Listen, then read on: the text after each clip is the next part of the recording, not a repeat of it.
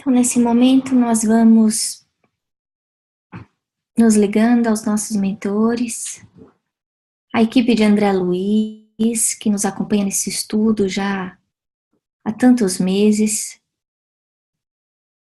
ao mentor que cuida desse trabalho, pedindo à equipe de Jesus, aos benfeitores, que estejam aqui conosco nesse estudo dessa noite, nos abençoando, ajudando-nos, Senhor, a compreender as palavras do nosso querido amigo André Luiz nesse estudo semanal.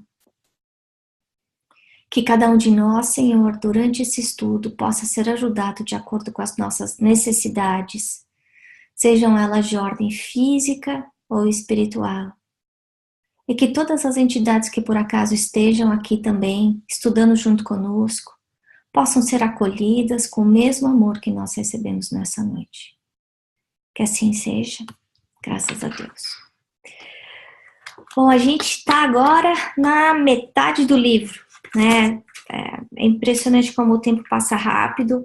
A gente vai de pouquinho em pouquinho, um capítulo de cada vez, mas a gente consegue devagar e sempre aumentar o nosso conhecimento, né? Então, esse capítulo fala sobre o fogo purificador. É uma coisa interessante porque a gente já tinha visto o fogo purificador ser mencionado no capítulo 8, né? E a gente já conhece, por exemplo, dos índios que usavam o fogo para higienizar as casas, o Feng Shui faz a mesma coisa. E nesse caso, eles estão usando o fogo para desintegrar a matéria mental negativa. Olha só, essa área, os espíritos pensam tão errado, com tanto ódio, com tanto desespero, com tanta tristeza, com tanto rancor, que é necessário passar uma tempestade de fogo para limpar. O interessante também é que a gente sabe que quando tem tempestades aqui na Terra, que também existe essa limpeza vibratória. Então, a importância desse capítulo mostrando o quanto nosso pensamento é matéria, o quanto nosso pensamento é criação, não só aqui, mas lá no plano espiritual. E aí a gente vê a benevolência divina estendendo os braços para todos aqueles que estejam prontos para essa mudança mental. Então não basta eu só falar, me ajuda, por favor, eu quero ajuda, eu não quero mais sofrer, se eu não me modifico. E a gente vê claramente nesse capítulo que as pessoas, os espíritos que estão nessa área são identificados por um halo de luz ou um halo negro. Quando eu vi isso, eu me lembrei daquele filminho, desenho animado que tinha o Muttley quando a gente era criança, acho que era Corrida Maluca, né?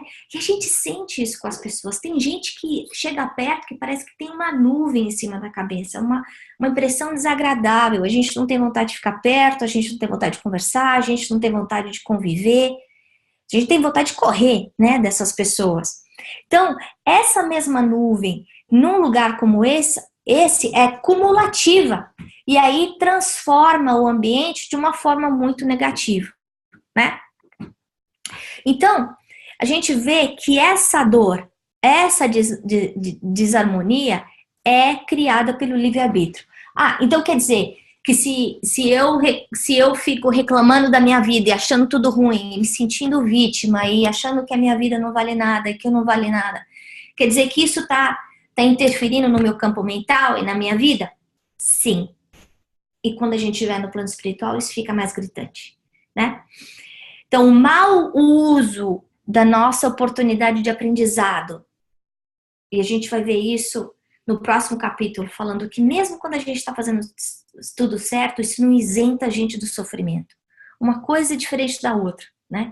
Então, se eu não sei aproveitar essa oportunidade de aprendizado que a dor coloca na minha frente, se eu não controlo o meu pensamento, eu mesmo me encarcero nesse inferno mental, né? E aí ele descreve o ambiente. Um ambiente pesado, feio. São 6 horas da manhã, tá escuro. E a gente vê que eles usam aparelhos diferentes do que a gente conhece. E aí ele fala, então, essa matéria quintesseada, quer dizer, essa matéria mais sublime, que é do plano espiritual, também segue as leis da natureza. Mas é diferente, são leis diferentes da que a gente tem aqui, né? E não significa que uma contraria a outra, significa que cada lei serve para um tipo de matéria, né? E aí a gente percebe todo o programa de planejamento, a disciplina que existe nesse grupo na Casa Transitória de Fabiano, preparando para esse dia, para essa mudança. A coisa importante a gente pensar é que quando a gente ouve casa transitória, é porque ela fica transitoriamente num local. Justamente porque é uma área muito pesada, de muito sofrimento. Então ela precisa se movimentar para conseguir ajudar outros tipos de espírito, né? Bom, então, para acontecer essa mudança, essa transição, existe todo esse preparo, o planejamento da equipe inteira. Os espíritos que estão envolvidos, eles trabalham com o quê? Com disciplina. Ele fala muito claro da disciplina, da organização, da boa vontade, da serenidade, do respeito que se tem em relação ao trabalho que está tendo, né? Então, isso a gente colocar para a gente, porque ele não fala, ele coloca todo mundo no mesmo nível. O que está dirigindo a organização até o mais baixo, todo mundo está trabalhando, botando a mão na baça. Então não é para eu ficar melindrado, não, mas eu não faço isso, mas eu não faço aquilo. Não, trabalho é trabalho.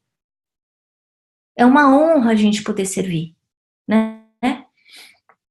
Aí ele continua descrevendo o lugar e a gente fica imaginando a cena de terror que deve ser isso, né? Com as tempestades de fogo, os tremores no chão, os ruídos, o calor intenso, o desespero daqueles espíritos que estão passando por essa impressão tão forte, né? E que não estão preparados psicologicamente para passar por uma experiência como essa, né? Isso mexe com o André Luiz. Mas olha só que coisa interessante. Muitas vezes a gente precisa dessa saculejada do ambiente para a gente conseguir dar o primeiro passo de mudança, né? Às vezes a gente precisa perder para aprender a valorizar, infelizmente, porque muitas vezes coisas boas estão na nossa vida que a gente não sabe valorizar, a gente só reclama, né? Acha tudo ruim, acha defeito em tudo. E nesse caso a gente está vendo o desespero desses espíritos, né? Que pedem ajuda, mas nem todos podem ser ajudados. Por quê? Porque a transformação interior não estava pronta, eles não estão maduros para isso. Então, olha só que lição interessante essa. A ajuda vai vir, mas vai vir na hora que a pessoa estiver pronta. Então, muitas vezes a gente fica achando que a gente tem que mudar o outro, que a gente tem que ajudar, salvar o outro. Não, cada um se salva. A gente estende a mão. Agora, se a pessoa não quer se ajudar, se eu tô doente e não procuro um médico, ou se eu tô doente e procuro um médico e não tomo remédio, a responsabilidade é minha, né? Cada um tem que tomar o seu próprio remédio. Isso está claro aí.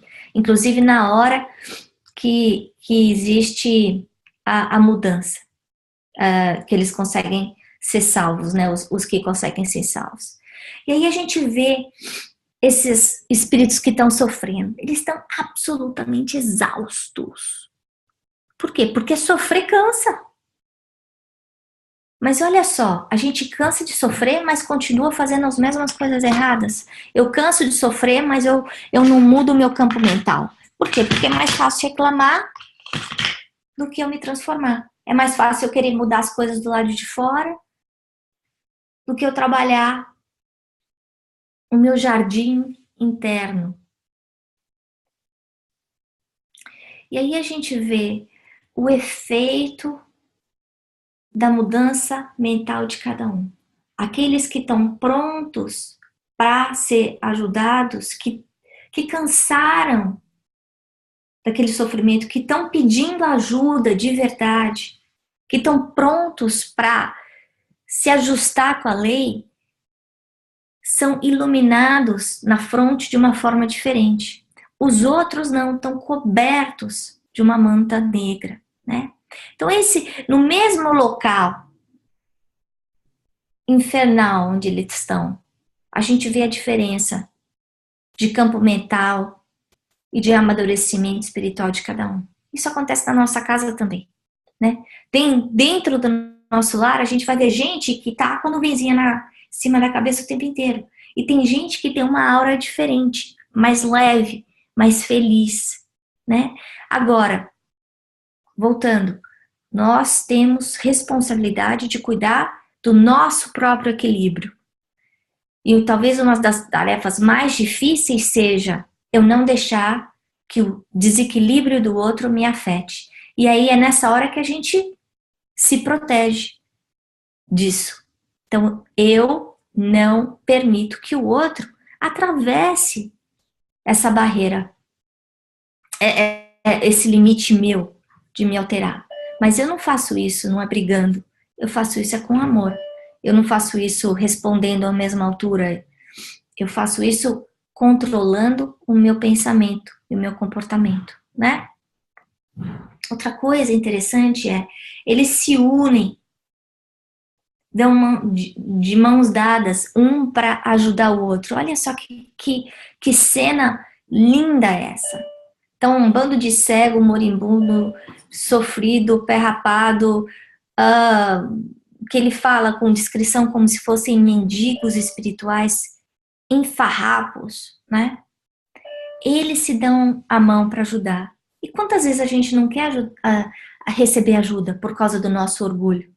Agora, uma coisa é importante: quem não sabe receber, não sabe dar. Eu vou repetir: quem não sabe receber amor, também não sabe dar amor, né?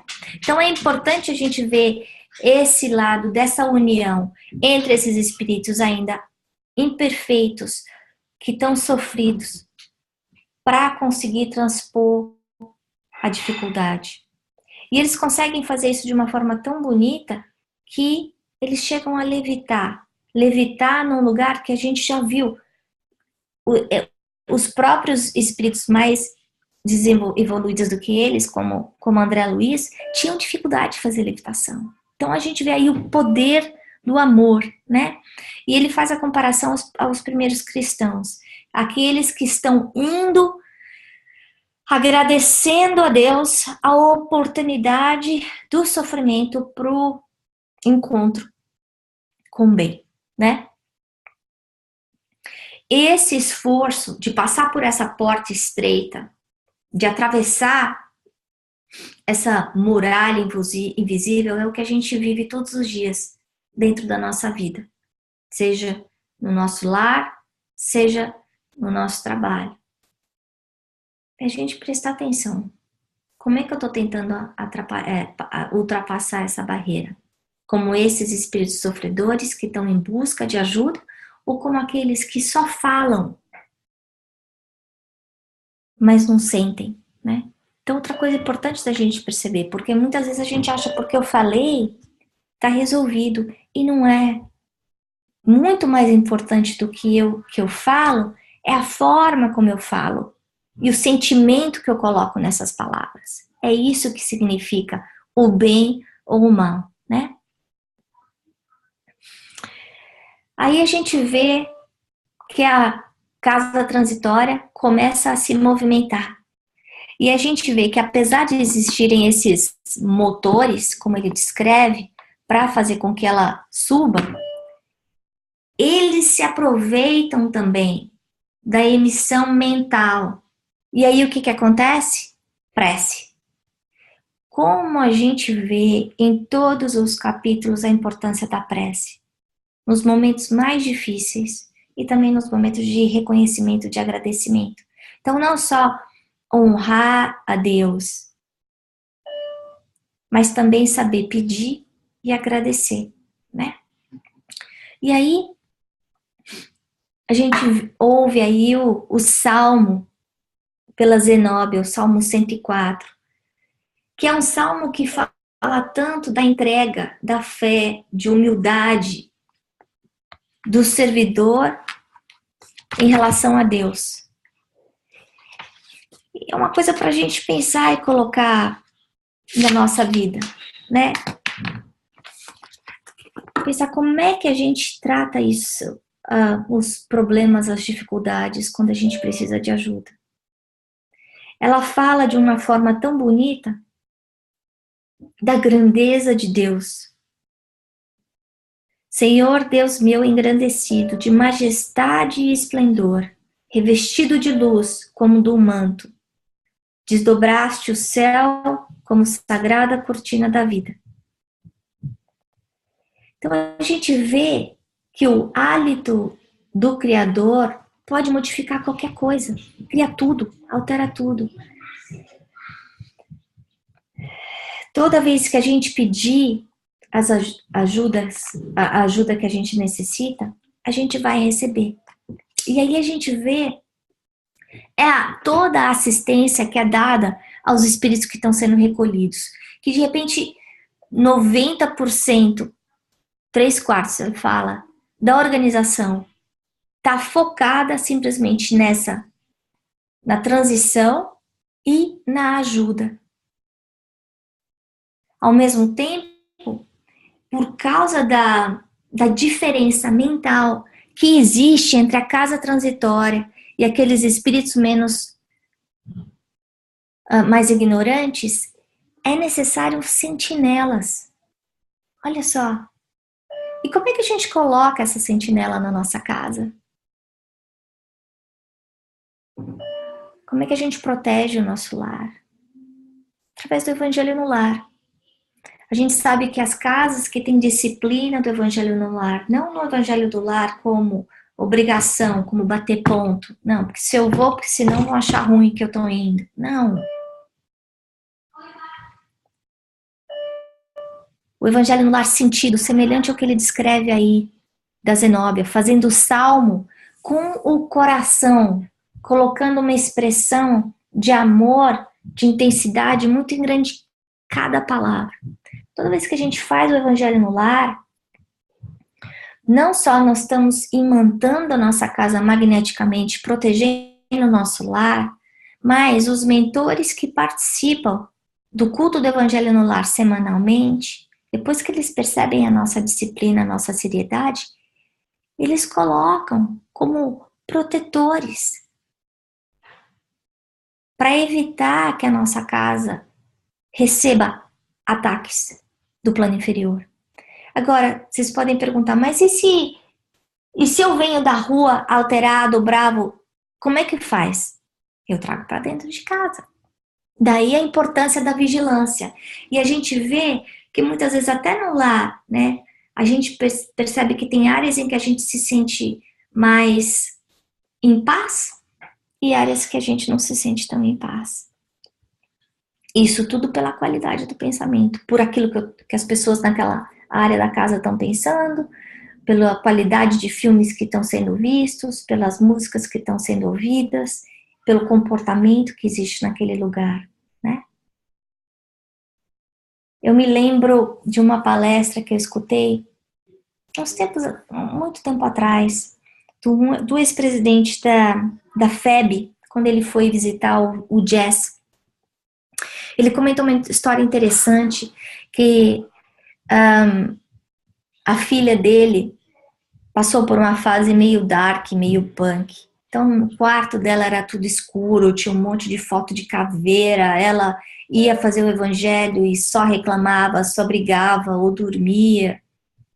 E eles continuando, né? Ele, presidente da FEB, né?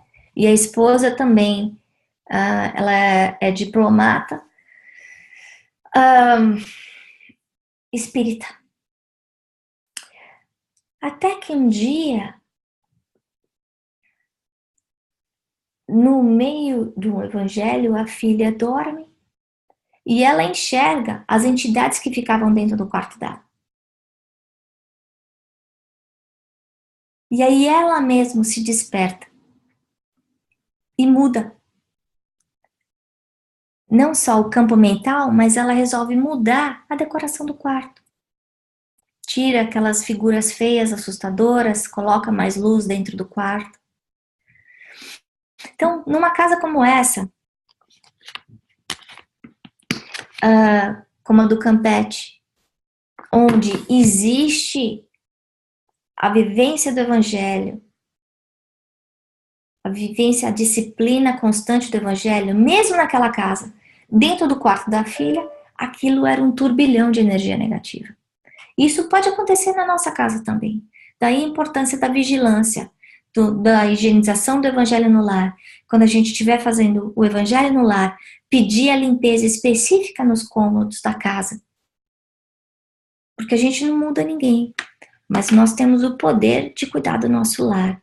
E através da nossa conduta, a nossa conduta reta, conduta moral correta, a gente consegue proteger a nossa vida e a vida daqueles que convivem conosco. Então, para encerrar, eu sempre coloco algumas frases aí para reflexão, e essa semana eu coloquei duas. Uma é: qual seria o efeito na minha vida, na minha casa, no meu casamento, na minha vida profissional, se eu mudar o meu campo mental? Se eu prestar mais atenção naquilo que eu estou sentindo, que eu estou pensando, e vigiar, e controlar o meu pensamento, trocar o meu pensamento ruim por uma coisa boa, o que será que isso vai fazer na minha vida? Do quanto isso pode melhorar a qualidade da minha vida? Quanto isso pode trazer mais felicidade para mim? E a outra coisa, para nossa reflexão, a gente vem sempre falando de reforma íntima, e eu acho que hoje, na metade do livro, né, nós aqui, algumas de nós nesse grupo, já estamos estudando André Luiz faz anos. A gente está agora no meio do livro do Obreiros. Então, já teve o nosso lar, já teve mensageiros, já teve missionários, agora obreiros. Onde é que vai o nosso esforço de renovação interior? O nosso trabalho de disciplina, de crescimento.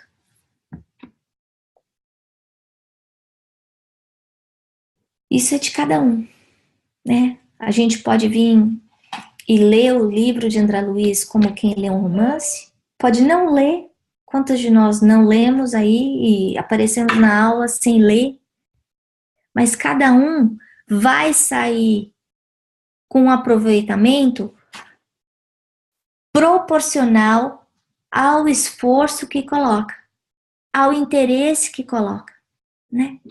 E aí, a mudança da nossa vida vai ser sempre proporcional ao nosso esforço, da nossa renovação, né? Então, pra gente essa noite, antes de dormir, a hora que colocar a cabeça no travesseiro, pensar, e aí? Se eu tivesse passando por um teste essa noite do plano espiritual, falando, então você teve oportunidade aí, já tem 80 semanas que você está estudando André Luiz. Que, na verdade, não tem 80, tem 80 semanas que nós estamos estudando André Luiz. É tempo para chuchu. E aí? O quanto André Luiz entrou na sua vida? Era isso que eu tinha para falar essa noite. Alguém quer fazer algum comentário? Tem alguma pergunta? Cris, Carrie? Eu vou tirar vocês do mute.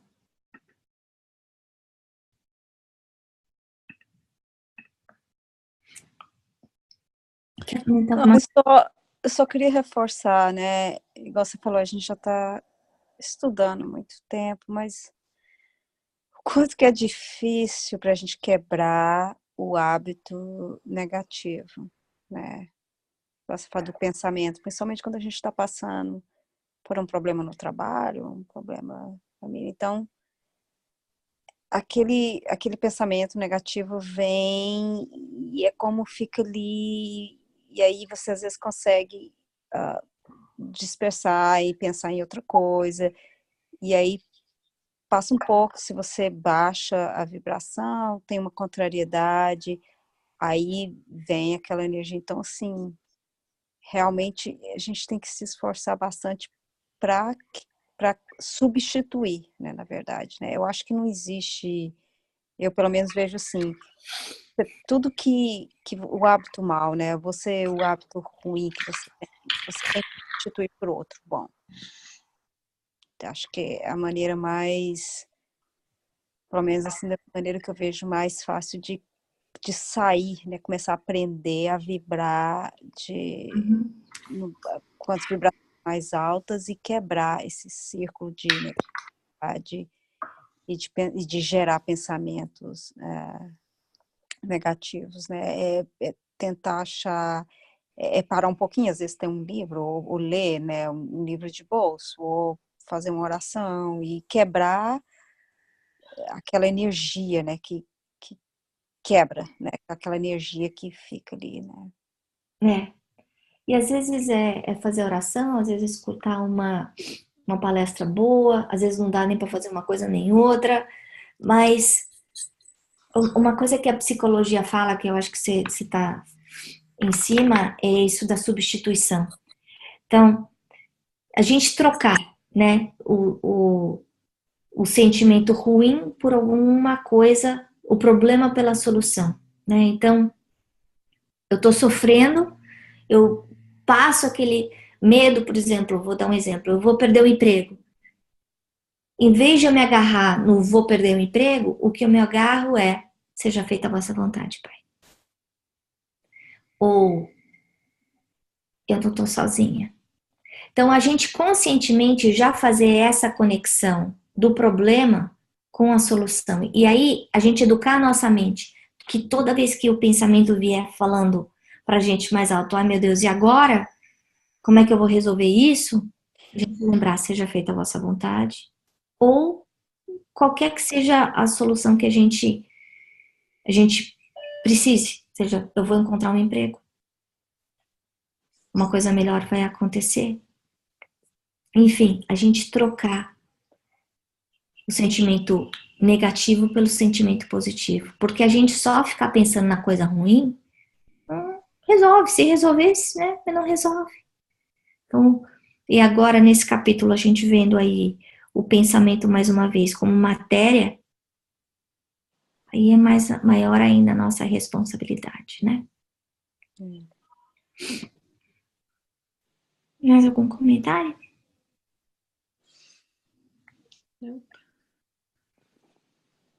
Kelly, quer comentar alguma coisa antes da gente encerrar?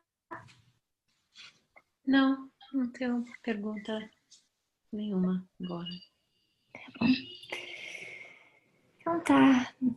Cris, você faz a prece final pra gente, por favor? Sim. Então agora vamos agradecer ao Mestre Jesus por essa oportunidade de estudo, agradecendo a equipe espiritual que nos trouxe aqui para esses momentos de reflexão e que possamos manter a calma, as vibrações, pensamentos positivos durante a semana, que possamos sempre nas escolhas, fazer a escolha que é pelo amor, mantendo-nos em conexão com as esferas superiores, nas nossas decisões, sempre tendo em oração, ligando com o nosso Pai, nosso Criador. E todos aqueles irmãozinhos que precisam de consolo, possam encontrar a paz, possam ser recolhidos aos abrigos espirituais, pelos espíritos que estão sempre aqui, dedicando a nos ensinar, a nos ajudar nessa evolução, nessa jornada espiritual que é a nossa encarnação. Assim seja.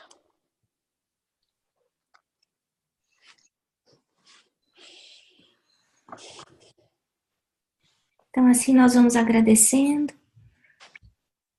no fundo dos nossos corações essa oportunidade, pedindo que os mentores amigos estejam conosco durante toda a semana, nos protegendo, nos amparando e principalmente nos inspirando, para que nós saibamos fazer as escolhas corretas para o nosso crescimento espiritual. Que assim seja, graças a Deus.